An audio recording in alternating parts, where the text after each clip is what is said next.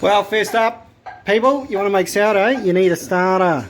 That's one of these little doozies right here.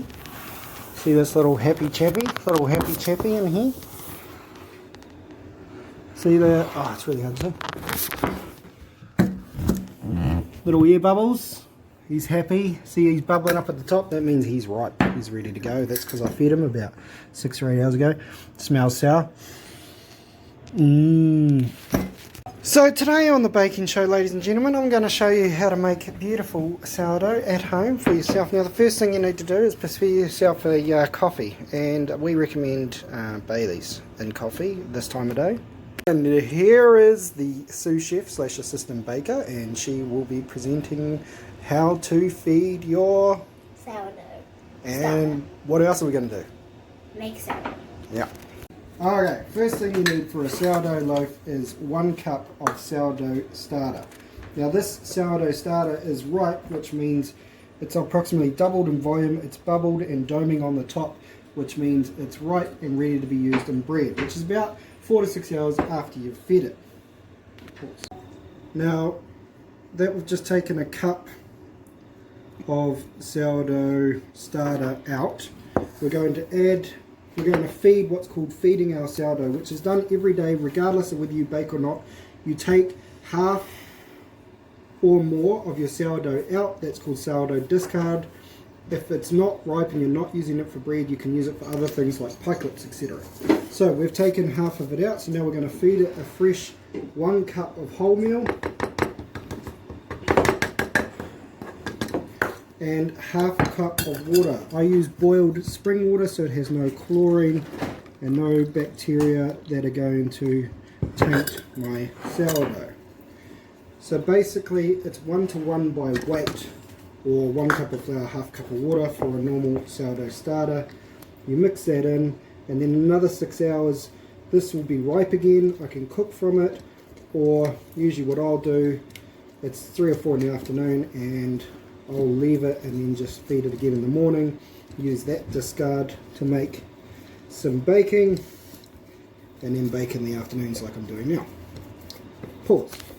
Okay, so you have seen how to feed your starter, which is essentially the same way as starting a starter, but what we're doing today is making sourdough loaves. We're making 2 loaves. So the one that little Olive has there has 1 cup of ripe, that's well-fed, happy, bubbly sourdough starter with 600 grams of strong white bread flour. We use Beta by Champion. To that 600 grams of flour and 1 cup of starter, we are going to add 340 grams of lukewarm water and 2 teaspoons of salt. So 340, my starter you can see is down in the bottom there. 2, 3, 30, 340. About 340. Then combine and knead. Final ingredient, 2 teaspoons of salt. Do I put it on the flour, honey, not in the water, because we don't want to damage our yeast prematurely. I accidentally got a bit. That's fine. So 2 teaspoons? Alright. Okay. Then we will combine in the bowl and turn out to knead. So, stirring to combine. Pure white loaf there. This one has 200 grams of wholemeal and 400 grams of white. This is a bit of an experiment. This is going to be a 48-hour knead. Once it starts to come together a bit like that, I actually just pop it on the bench in a messy pile, start kneading. Now it won't look like it at first. You'll have lots of flour and crumbliness everywhere. And you'll get it all over you. And you'll get it all over your hands, like Olive there. But as you knead more and more, this is going to start coming together. So, that messy pile, after a few pushes and pulls, starts to look like a nice ball of dough. That'll need to be kneaded for 10 minutes till smooth and elasticy. Olive's still working on hers. But the more you stretch it, the more the flour will auto-lyse or auto-leese, which means the more the flour and the water will incorporate, so what doesn't seem sticky will become sticky and pick up all the crumbs.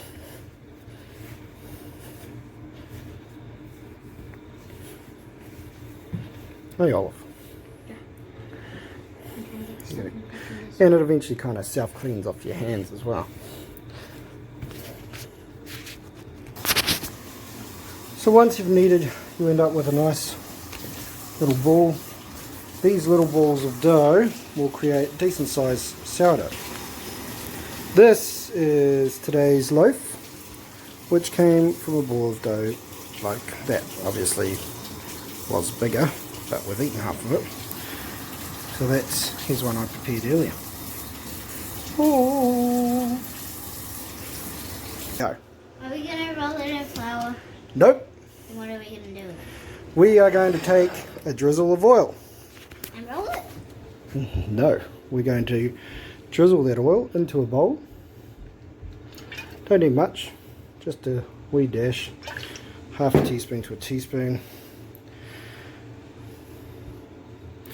Put our ball of dough into said bowl. Wiggle them around. Chuck it in there? Yeah, chuck them in. Get them spin around the bowl a few times. Flip them over. Nice and oily. Spin them around there. How do you flip it? In that oiled bowl, I also oil the lids. And that is going to stop the dough from sticking to these. Now, this little bowl is going to go in the fridge for a 2-day, 48-hour ferment prior to baking. He will then rest for an hour or two on the bench after being shaped. Then he will be sliced and baked. This one is going to be a 24-hour one. It'll just rest on the bench, which is relatively cool. I'll probably take him out, knead him and stretch him, or Olive will.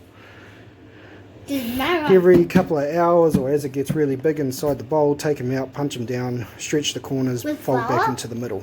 With flour? Nope, no flour needed. For 3 hours. For 2.5 to 3 hours. Olive sourdough loaf. It's very, very soft, very, very stretchy. As you can see, lovely strong flour. And then we are taking the centre and folding it in to the middle, pulling the outsides, taking the edges, pushing them into the middle like that. Keep going. What that's going to do is create a lovely surface tension, which is some bake. Once you've kneaded that, pop it back in the bowl. We'll do that again in a couple of hours before bedtime, and then again in the morning. Good morning, Olive. Hi. It is the next day. It is, what did I just say, 17 hours since these doughs were formed. Take the lid off. So this one we have Olive's sourdough, which is proved on the bench. This has been smashed down and stretched 3 times, but you can see the size difference between this one. It's got big air bubbles. Yeah, big squishy. Poochie. It's like big squishy. Anyway, this one has been proving in the fridge, and so has not been very active at all actually, so I'm going to leave it out on the bench to do some proving in some warm weather today. Should we take this out? We are going to Roll it in flour? no, we don't roll in flour. We're going to shape it, and then it'll prove for 2 or 3 hours before baking. So you can see how stretchy and pliable this dough now is.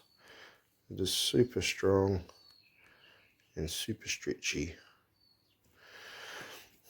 And we're going to fold and bring it to the middle, pull out the edges, bring it to the middle, pull out the edges, bring it to the middle. Then we're going to do a little tricky here if you want to take over filming. So once we've done that,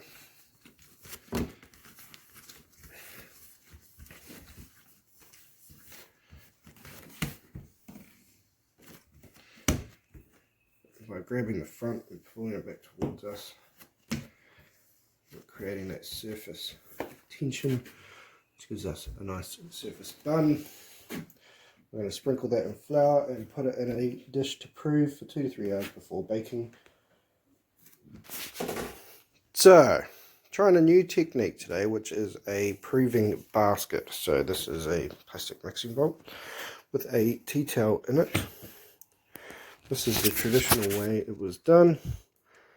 We're going to sprinkle the tea towel quite generously with flour, not heaps, but just enough that our dough doesn't want to stick to the cloth.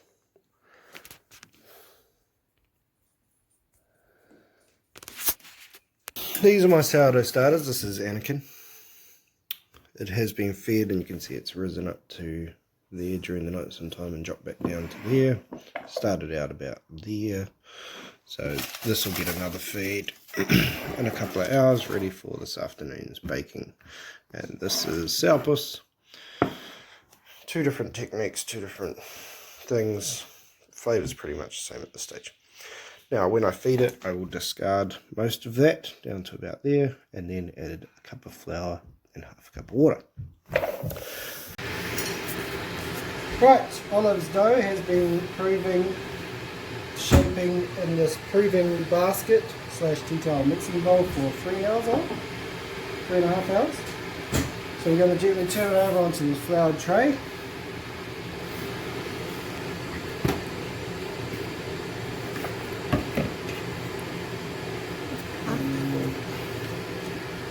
Carefully pull back on that. Looking good, isn't it? Now what are we going to do? We're gonna put it in. Scoring, also known as the baker's signature. Pause. Yep. Zoe, Olive has requested a star, so we're going to cut this like a pizza slice, I suppose. Good sharp knife, scoring over. Confident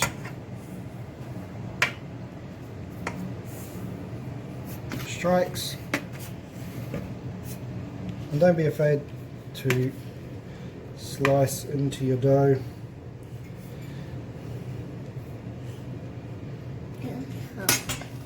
Alright,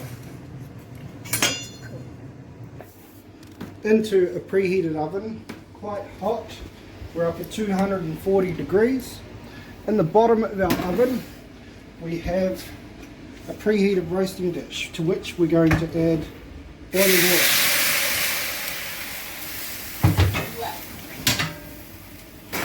Wow.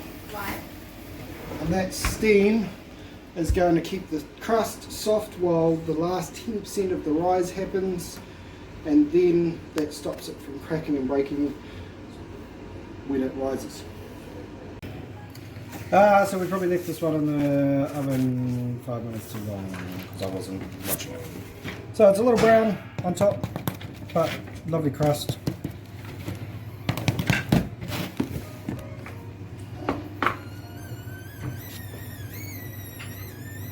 Nice. Have you stopped?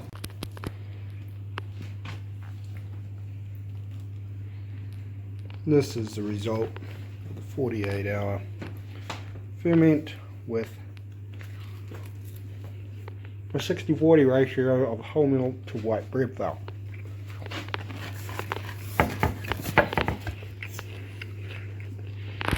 Delicious, crunchy crust, aerated crumb, and it is No.